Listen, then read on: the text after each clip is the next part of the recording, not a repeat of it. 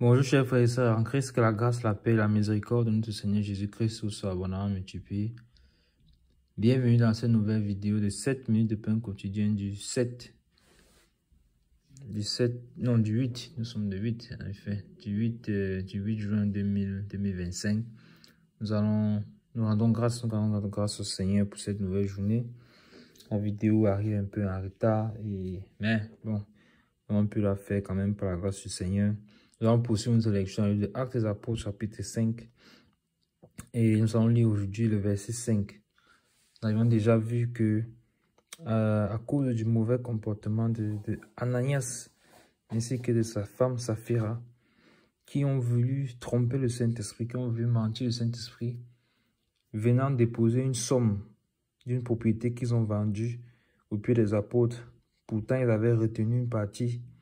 Ayant retenu une partie de cette somme à la maison, en fait.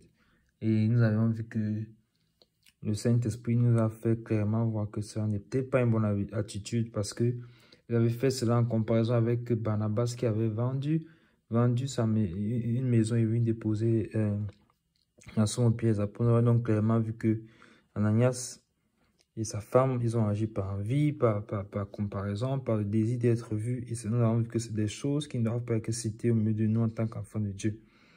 Et maintenant, quelle a donc été la conséquence? Quelle a donc été la conséquence? Puisque Pierre, en entendant les paroles, lui a dit que ce n'est pas à un homme qu'il a menti, mais à Dieu. Quelle est donc la conséquence si on ment à Dieu, mes bien-aimés? Voici pourquoi nous devons toujours marcher dans la vérité. Ne pas se mentir les uns les autres. À plus forte raison, ne pas mentir de façon générale. Mais combien plus grave est cela de mentir à Dieu? Dieu qui voit tout, Dieu qui connaît tout, Dieu qui sonde les cœurs et les reins, les pensées cachées des hommes. Mais comment l'homme peut penser qu'il peut mentir Dieu? C'est terrible, mes bien-aimés. Lisons donc la suite. Lisons le verset 5 pour savoir quelle a été la sanction. Le verset 5 dit, Ananias, entendant ces paroles, tomba et expira. Une grande crainte saisit tous les auditeurs. Amen. Vous voyez, la sanction a été immédiate. Immédiate. Et elle a été vraiment la sanction la plus lourde. La plus lourde. Et c'est la toute première sanction de l'histoire de l'Église. Ananias et Saphira. Ananias est tombé et il a rendu l'âme. Là, comme ça, tout de suite. Vous voyez que le Saint-Esprit, comme je disais, quand le Saint-Esprit se meut dans une assemblée, se meut dans l'église, faisons attention à ce que nous faisons. C'est l'église du Seigneur. On ne peut pas agir n'importe comment. On ne peut pas être dans sa présence et on a les mauvaises pensées. On est dans sa présence, on pense à autre chose. On pense au bien matériel. On pense, on convoite à gauche, à droite. Non, mes bien-aimés, nous devons être dans la pureté. Dans la pureté. Ananias, entendant ces paroles étaient en train de le mettre en face de ses responsabilités, en fait. Tout comme nous avions vu dans les vidéos précédentes, comment Pierre mettait le peuple juif devant la responsabilité du fait que c'est eux qui avaient crucifié le Messie. Donc, pendant qu'il entendait ces paroles, il est tombé, il a expiré. Vous voyez ça? Entendant ces paroles, quelles paroles a-t-il entendu? Pierre lui avait dit, pourquoi ça a-t-il rempli ton cœur de ce que tu mentes, au point que tu mentes au Saint-Esprit et que tu as retenu partie du prix du champ? S'il n'avait pas été vendu, ne te restait-il pas? Et après qu'il a été vendu, n'était-il pas à ta disposition? Pourquoi?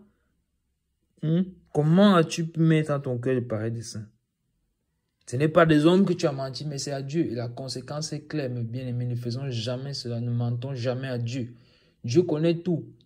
Même lorsque nous savons que nous avons péché, ne cherchons pas à camoufler notre péché. Venons devant lui et disons et déclarons notre péché et disons clairement que Seigneur, voici j'ai péché contre toi. Soyons sincères devant lui et il est fidèle et juste pour nous pardonner de nos iniquités. Et abandonnons-les, ces iniquités-là. Vous voyez? Il a entendu ces paroles, il est tombé, il a expiré. Et qu'est-ce qui s'est passé? Une grande crainte saisit tous les auditeurs. Vous voyez que le Saint-Esprit a permis cela, a opéré de cette manière, avec cette sanction terrible, pour que les bien-aimés sachent qu'il est présent au milieu d'eux, que Jésus-Christ est là, que Dieu est là, présent au milieu d'eux. Ils ne peuvent pas faire n'importe quoi. Puisque le Pierre a dit, ce n'est pas des hommes que tu as menti, mais à Dieu. Donc si certains étaient encore là avec avec des idées bizarres, avec aussi était en train de projeter, de vendre aussi leurs maisons, leur terrain et de garder une partie d'argent. Avec ça qui vient de se passer là, c'est terminé comme ça, ils ne vont pas le faire. Soit ils vont vendre, garder l'argent, soit ils ne vont pas vendre, soit ils vont vendre et venir déposer tout au pied des apôtres. Et voilà comment l'ordre est rétabli dans la maison du Seigneur. Mais bien aimé, Dieu n'est pas un Dieu de désordre. Nous devons marcher dans l'ordre.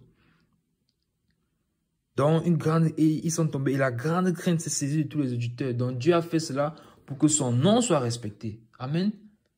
Ça, c'était amener un feu étranger au milieu de l'église. Et vous voyez donc que quand je parle maintenant du feu étranger, ça nous ramène directement au fils d'Aaron.